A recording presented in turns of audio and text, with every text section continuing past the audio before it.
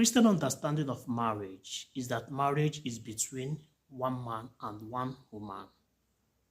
That the idea of polygamy contradicts the true meaning of marriage. And some people argue that the teaching against polygamy is Catholic Church's invention, that it is not scriptural. But that is not correct.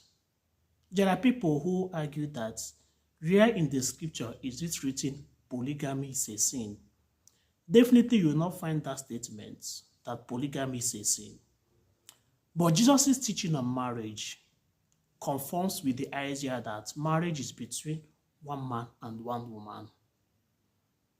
Jesus' teaching on marriage directs us to the pristine intention of God on marriage.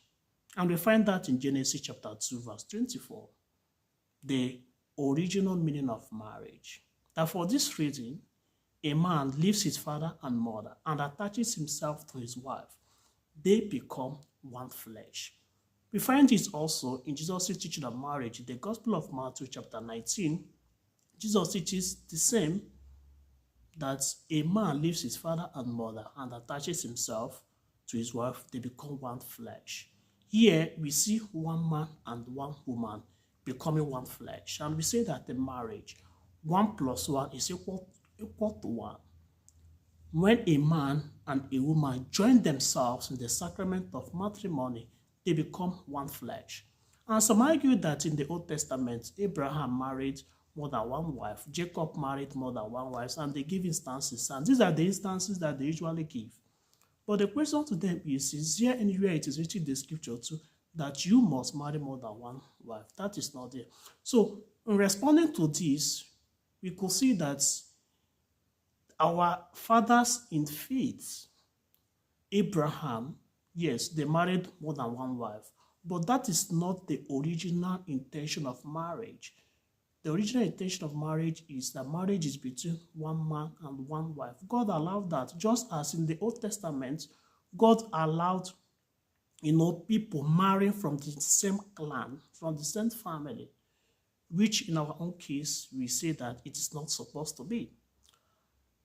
Jesus teaches us that marriage, in marriage, a man and a woman join themselves and they become one flesh. That what God has joined together, no man shall put asunder. Matthew chapter 19, verse 6. And in the gospel, in Ephesians chapter 5, verses 31 and 32, St. Paul gives us the mystical understanding of marriage. He relates marriage to the mystical union between Christ and the church. St. Paul says that there is a deep mystery, a deep secret truth in that. That is in the union between a man and a woman. There is a deep secret truth behind it. And St. Paul relates it to the union between Jesus and the church. So we understand that marriage is a sacrament. It is a sign that points towards the union between Jesus and the church. The union between Jesus and the church, does not admit any third party, only Christ and the church.